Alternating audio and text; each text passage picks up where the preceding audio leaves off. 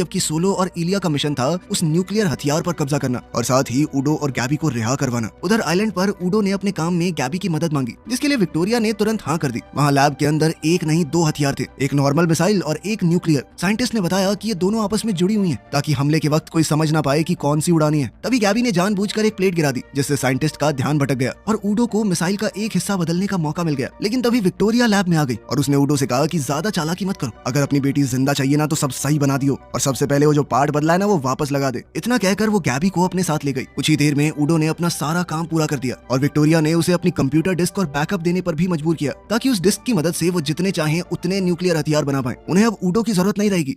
सुबह होने से पहले ही नेवी के जवान सोलो और इलिया के साथ आइलैंड पर उतर चुके थे और उन्होंने जल्दी से अपना हमला शुरू कर दिया। दोनों जल्दी से लैब तक पहुंच गए, लेकिन वहां पर सिर्फ उडो की लाश पड़ी थी। उन्हें पता चला कि न्यूक्लियर हथियार को पहले ही ट्रांसफर कर दिया गया है। इलिया बॉम्ब को ढूंढने के लिए अलग हो गया, जबकि सोलो को एक गार्ड के पास इलिया के पिता की घड़ी नजर आई। इसके बाद जब सोलो कंट्रोल रूम में घुसा तो उसने देखा कि अलेक्जेंडर न्यूक्लियर हथियार और गैबी के साथ भाग रहा है। तब सोलो ने तुरंत एक ऑफ रोड गाड़ी में उनका पीछा करना शुरू कर दिया, जबकि इलिया भी बाइक पर उनके पीछे ही था। दोनों ने शॉर्टकट मारते हुए उन्हें पकड़ भी लिया, लेकिन अलेक्जेंडर ने बाइक को टक्कर मार दी, जिससे इलिया का बैलेंस बिगड़ गया और वो दूर जा गिरा। तब सोलो ने अलेक्जेंडर की कार को जोर से टक्कर मारकर उसे पलट दिया। इसके बाद अलेक्जेंडर और सोलो के बीच में लड़ाई शुरू हो गई, लेकिन ये लड़ाई ज्यादा लंबी नहीं चली क्योंकि इलिया ने मौका मिलते ही उसे मार दिया। इस सब में इलिया को ये नहीं पता चला कि सोलो लड़ते लड़ते डिस्क पहले ही चुरा चुका है। बाद में जब फौजियों ने उस वॉरहेड को चेक किया तो पता चला कि ये तो एक नॉर्मल मिसाइल है और उन सबको बेवकूफ बना दिया गया था। पता चला कि आज सुबह इस आइलैंड से 100 से ज्यादा मछुआरों की बोट्स निकली हैं और वो न्यूक्लियर हथियार उनमें से किसी के भी अंदर हो सकता है। लेकिन तभी सोलो को विक्टोरिया के ऑफिस में देखा हुआ एक जाना पहचाना नाम याद आया। ये विक्टोरिया के पिता की बोट का नाम था। जब उन्होंने लिस्ट में चेक किया तो उस नाम की बोट मिल गई। इसके बाद उन्होंने जल्दी से उस बोट पर मौजूद रेडियो से कांटेक्ट किया, जहां कैप्टन कहने लगा कि मैं इस बारे में कुछ नहीं जानता, यहाँ कोई विक्टोरिया नहीं है। लेकिन फिर सोलो ने विक्टोरिया को सड़ाने के चक्कर में मजाक उड़ाया कि तेरे पति को मार दिया हमने, इतना नल्ला था वो 20 सेकंड नहीं लड़ पाया मुझसे। ये सब सुनकर विक्टोरिया आखिरकार रेडियो पर आई और उसने धमकी दी कि तेरे पूरे परिवार को 1 साल के अंदर मार दूंगी। दरअसल ये सोलो की एक चाल थी। वो विक्टोरिया को बातों में उलझा कर रखना चाहता था ताकि नेवी को मौका मिल जाए सिग्नल ट्रेस करके उसकी लोकेशन का पता लगाने का। अब उसने अचानक से विक्टोरिया को बताया कि दीदी मेरे परिवार को तो नहीं मार पाओगे, क्योंकि कुछ ही सेकंड में आपकी खुद की गेम होने वाली है। बोट की तरफ आती हुई मिसाइल को देखकर क्रू मेंबर्स समुद्र में कूदने लगे और जैसे ही विक्टोरिया ने आसमान की तरफ देखा, मिसाइल ने पूरी बोट को उड़ा दिया। वो न्यूक्लियर हथियार अभी एक्टिवेटेड नहीं था तो उसके फटने का भी कोई चांस नहीं था। फिर अगली सुबह होटल में गैबी ने इलिया से माफी मांगी कि मैंने तुम्हें अपना प्लान नहीं बताया, लेकिन इलिया ने कहा कि मैं समझ सकता हूँ। गैबी ने उसकी दी हुई अंगूठी वापस देनी चाहिए, लेकिन इलिया ने उसे फिर से अंगूठी पहना दी और कहा कि इसे यादगार के तौर पर रख लो। फिर जैसे ही वो दोनों एक दूसरे को चूमने वाले थे तभी एक फोन कॉल आ गया, जिसमें इलिया को बताया गया कि वो डिस्क सोलो के पास है, उसे हासिल करके अमेरिकन जासूस को मार दो। इलिया ये बिल्कुल भी करना नहीं चाहता था कि सोलो ने उसकी जान बचाई थी। अब वो ना चाहते हुए भी उसे एक दोस्त मानने लगा था। जब वो सोलो के कमरे में गया तो सोलो अपना सामान पैक कर रहा था। इलिया को कपड़ों के नीचे छुपी हुई डिस्क साफ नजर आ रही थी और सोलो ने भी इलिया के चेहरे के हाव भाव पढ़